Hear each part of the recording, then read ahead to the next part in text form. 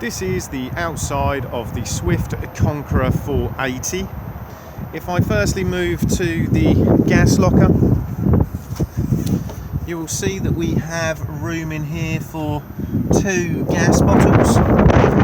The regulator itself just sits here, and then the hose comes off the regulator and screws into the propane bottle and is tightened with a gas spanner. Bottle on and off on the top here. Do make sure that the bottle is isolated for travel. Also in here we have the jack, and we also have the wheel brace. We then have the corner steady winding handle, and we then have the brace to apply the power touch motor mover on and off.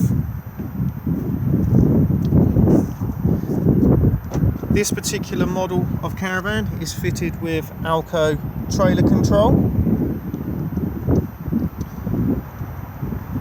As I move round, we have the flue for the Aldi boiler. We do not need to do anything with these particular flues. There's no covers or anything that need to be removed.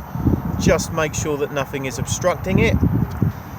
Beneath that is one of the front corner steady wind points.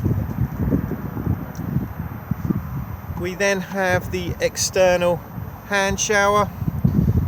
To use this, remove the dust cover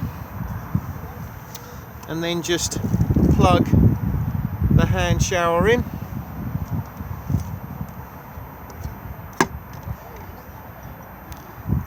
Fresh water into the caravan just here. So you'll see you've got 2 points, and this top one here is to fill up the onboard fresh water tank. So if you're going to be doing this, just take the submersible, drop it into the aqua roll, and then plug it into here, and then press tank fill on the control panel. If you are not going to be using the onboard water tank and you just want water to go straight from the aqua roll to the taps, use this one here that says direct to tap, and again just plug it in like so, and then just turn the water pump on inside. Beside this we then have the battery locker. So the leisure battery just sits here. Mains hookup connection just here. Directly behind that you will find an external satellite or TV point, and then we also have the point for the isolator key for the power touch motor mover.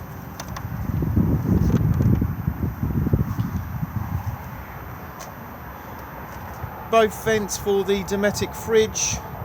Try to avoid spraying too much water at them when washing the caravan, and again try to avoid obstruction. Grey water drains just here, so anything that goes down the plug holes comes out at these 2 points. And then we have the jacking point for this side just there.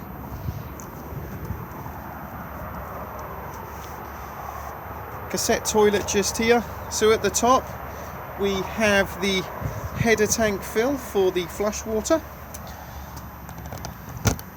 So if you wish, you can pop in your flush rinse in the top here and then top the rest up with water, either using a watering can or a hose pipe. As you can see, the maximum capacity is 7 litres, but as it says on here, never travel with it completely full or it will slosh around everywhere and make a mess inside. So to drain it down for either travel or winterization, it's just done where the cassette is located. If we just look up here, you will find the drain hose. To remove the cassette itself, just lift up on the orange lever just here and pull the cassette towards you. Before use, remove the cap and add your toilet chemical with a small amount of water.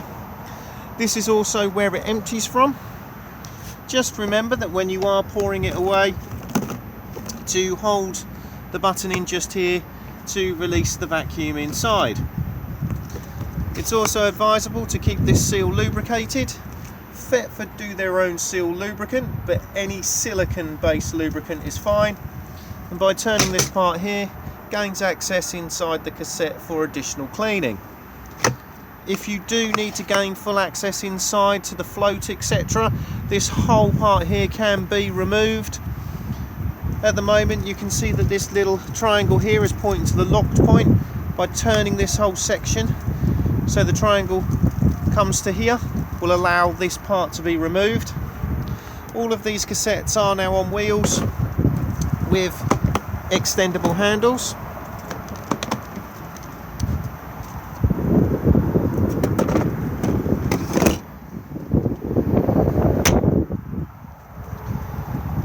As I move round to the rear of the caravan, we can see both wind points for the rear corner steadies.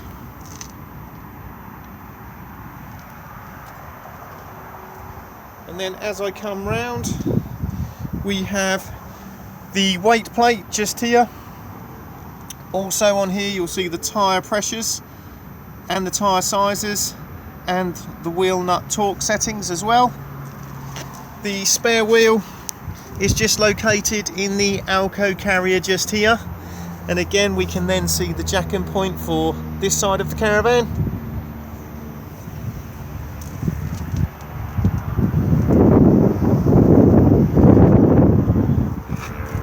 External 3-pin main socket just here,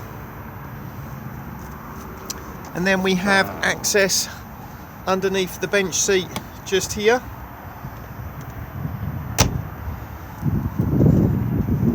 Again, the other front corner steady wind point, and then the external barbecue point.